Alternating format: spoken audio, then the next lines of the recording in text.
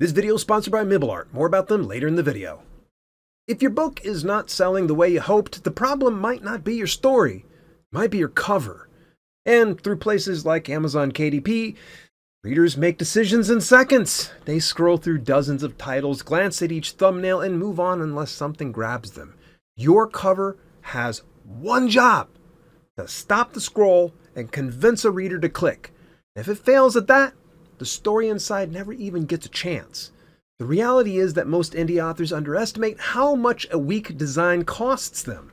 Covers that miss the genre, covers that look like they were built from a generic template, or covers that disappear at thumbnail size all have the same result: no clicks, no sales, no readers.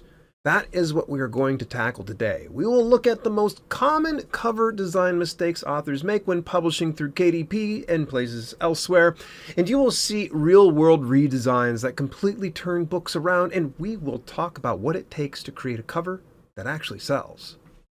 A cover is more than artwork. It's a promise.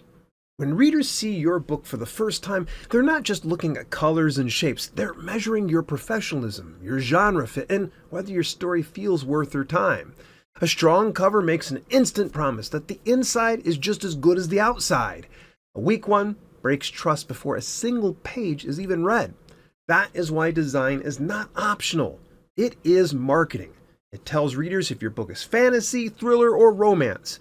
It sets the tone before they even glance at the blurb, and most importantly, makes them believe the book belongs on the same shelf as the bestsellers in your category.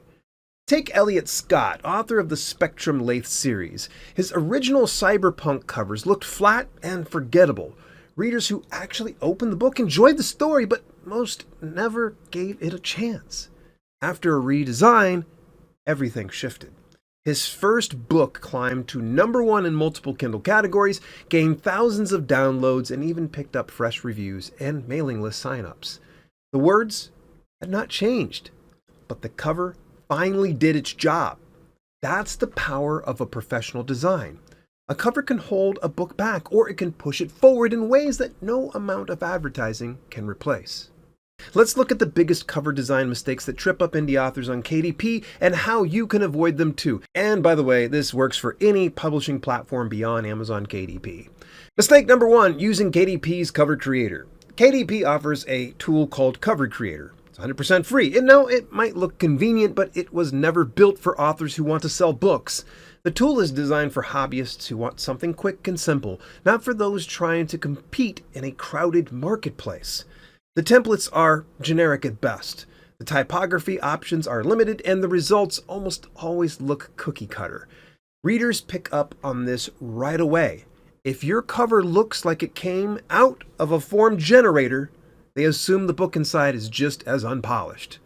If your expectation is to sell more books and attract more readers, Cover Creator will work against you. It's fine for practice or for uploading a personal project, but it cannot give you your book the professional edge it needs to stand out. Mistake number 2, DIY typography gone wrong. Typography is one of the most overlooked design elements. Fonts carry mood, signal genre, and set expectations before a single word of your story is read, but when authors pick default fonts or cram words into awkward layouts, the cover looks amateur. Art's typography guide explains it well. Serif fonts feel timeless, bold fonts shout importance, handwritten fonts suggest elegance, and grunge fonts signal mystery. Using the wrong font instantly breaks trust. Take the example of From Fire and Shadows compared to Savage Hunt.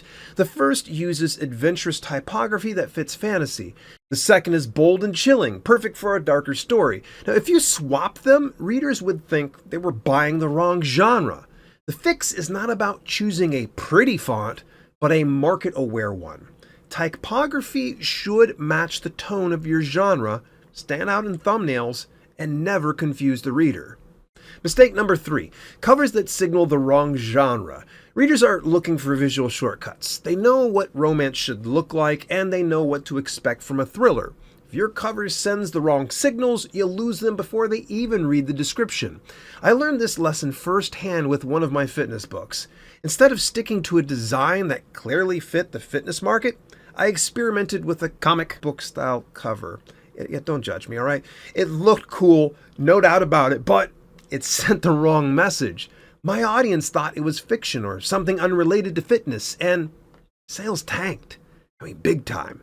After a month, I switched back to the original market-appropriate design, and sales bounced right back up. Surprise, right? The lesson? Your cover has to match the expectations of your genre, or readers won't give your book a second look. Mistake number 4, leaning on stock photos and templates.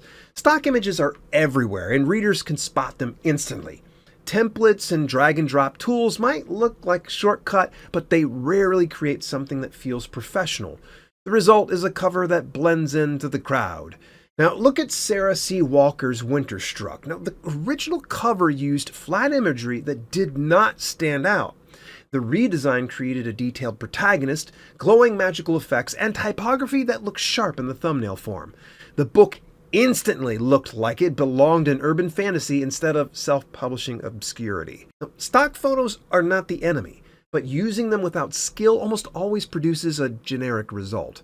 Professional design blends imagery, typography, and composition into something that feels unique to your story. Now, if all this feels overwhelming, you do not have to figure it out alone. I learned that lesson firsthand. Every single book in my Self-Publishing with Dale series, all 12 of them, had covers designed and interiors formatted by Mibelart. They handled my ebooks, paperbacks, and hardcovers, making sure the specs lined up perfectly across KDP, Ingram Spark, and everywhere else I publish. That's not something I could have done on my own without a lot of trial and error. Where Mibelart really shines is cover redesign. If your book has been out for a while and it is just not selling, a fresh cover can breathe new life into it. They specialize in turning just okay covers into professional designs that look like they belong on a bestseller list.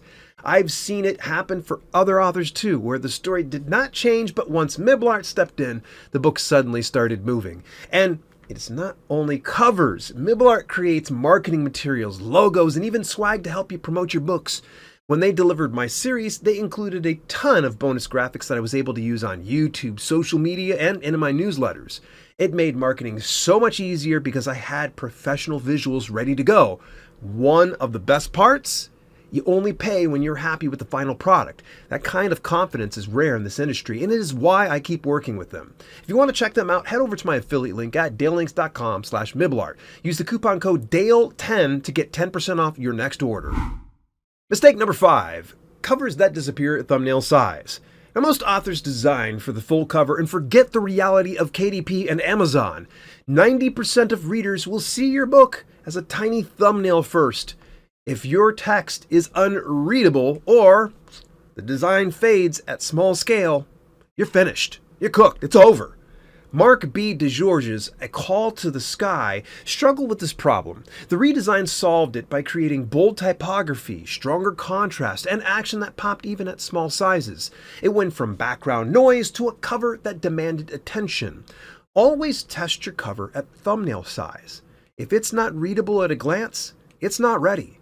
Mistake number 6, weak composition. Sometimes a cover has all the right ingredients, but they do not work together. Characters, symbols, and typography fight for attention instead of building a cohesive picture. Genevieve McKay's The Curse of the Golden Touch is a great example. The redesign gave it a balanced composition, brighter colors, and a typography that looked polished. Suddenly, it went from forgettable to professional. Readers might not consciously analyze composition, but they instantly recognize when something feels off. Mistake number 7, overcomplicating the concept. Many authors try to cram their entire plot on the cover. They want every theme, every symbol, every character represented. The result is clutter that overwhelms the reader. A clear example of series branding done right is P.H. Solomon's Order of the Dark Rose. The redesign highlighted characters, added a Victorian-inspired backdrop, and tied typography to the steampunk and gaslamp fantasy genres. That one redesign not only lifted the first book, but also set the tone for everything that followed. Readers instantly knew what kind of story they were picking up, and the series became recognizable across platforms. The lesson is abundantly clear. Let the story live inside the book. Let the cover focus on one strong idea. Mistake number 8, covers without a strong hook. Sometimes a cover is technically fine, but still gives readers no reason to click. Think about the last time you scrolled Netflix or Prime Video. Some thumbnails caught your eye instantly while others just blended in. Book covers work in the same way. If your design doesn't spark curiosity or if it looks too safe, readers will scroll right past it. A strong hook might be an unusual color choice, a single powerful symbol, or a character caught in a moment of tension. It doesn't have to be loud, but it does have to make someone pause. We've talked about what all not to do. Let's wrap up with what actually works when it comes to designing a cover that sells on KDP and beyond. The first shift you need is in mindset. A book cover is not decoration. It's not a reward for finishing your manuscript. It's marketing. If you approach your cover as a marketing tool, everything else falls into place. Start with market research. Go to your category on Amazon. Look at the top 20 books and study their covers. What fonts dominate? What colors and imagery show up again and again? These patterns are not accidents. They are visual signals that tell readers, this book is what you're looking for. Now, your cover needs to speak the same visual language while still having something that makes it distinct. Next, validate your design with testing. One of the best ways to do this is through an A/B testing. Show 2 versions of your cover to your target audience and see which one gets more clicks. You can do this through Facebook or Instagram ads, through your email list, or even by polling engaged readers in your community. The key is that you're not guessing. You're letting data tell you which cover does its job better. Now, if you're writing a series, think about branding early.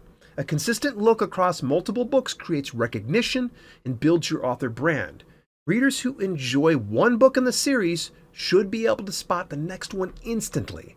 The continuity adds professionalism and makes your catalog stronger. Now finally, always test your cover at thumbnail size. I know I've said it before, but I'm going to say it again. Most readers will first see your book as a tiny square on Amazon. If that title is unreadable, if the contrast disappears, or if the design feels muddy at the scale, you are losing sales. A cover has to work big and small, but thumbnails are where most decisions are made. And when you bring these principles together, market research, testing, series branding, and thumbnail clarity, you set your book up to stand out. And if all of that feels like a lot, remember the earlier point. This is not something you have to figure out by yourself. Professional designers already understand how to put these elements into practice. Treat your cover like the marketing investment it is, and it will pay you back every single time. Your cover can either hold your book back or push it forward. If you want to see what a truly standout design looks like, check out this illustrated cover design collaboration I did with Miblart for one of my viewers. It is still one of the most impressive transformations I've seen. You will find that video right here, and I'll see you there.